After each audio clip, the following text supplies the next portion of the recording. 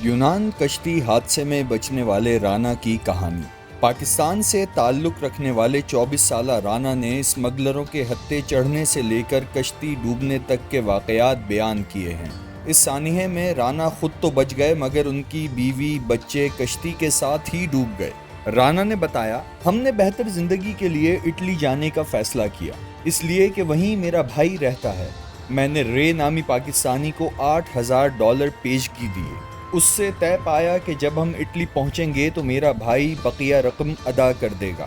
مجھے نہیں معلوم کہ وہ رقم کتنی ہوگی کیونکہ میرے بھائی نے ادائیگی کا بندوبست کر دیا ہے۔ انہوں نے مزید بتایا، رے نے مجھے اس میں سے $2,000 واپس دے دیے کہ میں یہ رقم لیبیا میں الف نامی ایک شخص کو دے دوں۔ میرا اندازہ ہے کہ وہ اس کا بھائی تھا۔ وہ کشتی جس نے ہمیں یورپ لے جانا تھا اسی کی تھی۔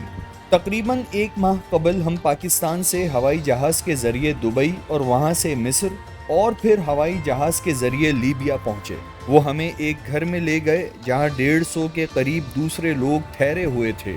ہم وہاں 5 دن رہے اور پھر الف ہمیں ایک اپارٹمنٹ میں لے گیا جہاں تقریباً 200 لوگ مقیم تھے۔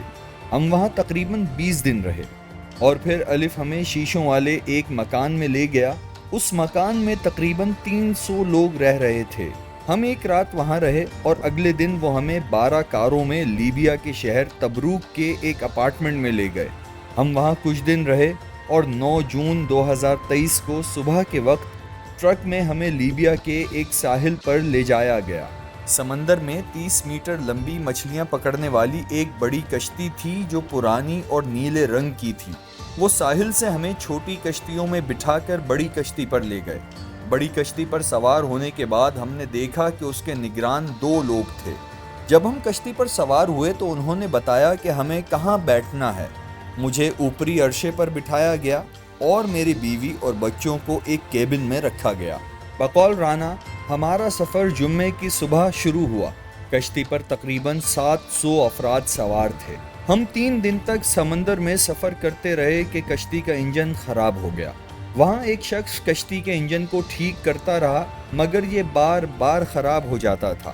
13 جون 2023 کی شام کو اسمگلروں نے کشتی کا انجن بند کر دیا تاکہ قریب سے گزرنے والے جہازوں کو آواز نہ آئے۔ کشتی میں سوار کچھ مصریوں نے قریب سے گزرتے ہوئے ایک جہاز سے پانی مانگا۔ جہاز کے عملے نے پانی کے ڈبے پھینکے اور مصریوں نے سارا پانی اچک لیا اور ہمیں نہیں دیا۔ ہماری ان سے لڑائی شروع ہو گئی جس کے بعد انہوں نے ہمیں بھی تھوڑا سا پانی دے دیا۔ پھر عملے نے دوبارہ انجن اسٹارٹ کیا اور کشتی آگے بڑھنے لگی۔ آدھے گھنٹے بعد کشتی کا انجن پھر بند ہو گیا۔ میں ڈر کے مارے گھٹنوں کے بل بیٹھ کر دعائیں مانگنے لگا۔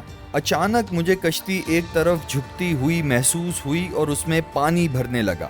ہم کشتی کے اس حصے سے ہٹ کر دوسری جانب چلے گئے مگر اس طرف وزن زیادہ ہو گیا جس کی وجہ سے کشتی ڈوبنے لگی۔ کچھ لوگوں نے سمندر میں چھلانگ لگا دی اور کچھ نے کشتی کے مختلف حصوں کو پکڑ لیا۔ میں نے سمندر میں چھلانگ لگا دی لیکن چونکہ مجھے تیرنا نہیں آتا تھا، میں اپنی پانی کی سطح پر پشت کے بل لیٹ کر انتظار کرنے لگا کہ کوئی آ کر مجھے بچائے۔ چند منٹ بعد ایک جہاز وہاں سے گزرا اور جو لوگ سمندر میں تھے انہیں اٹھا کر یہاں لے آیا۔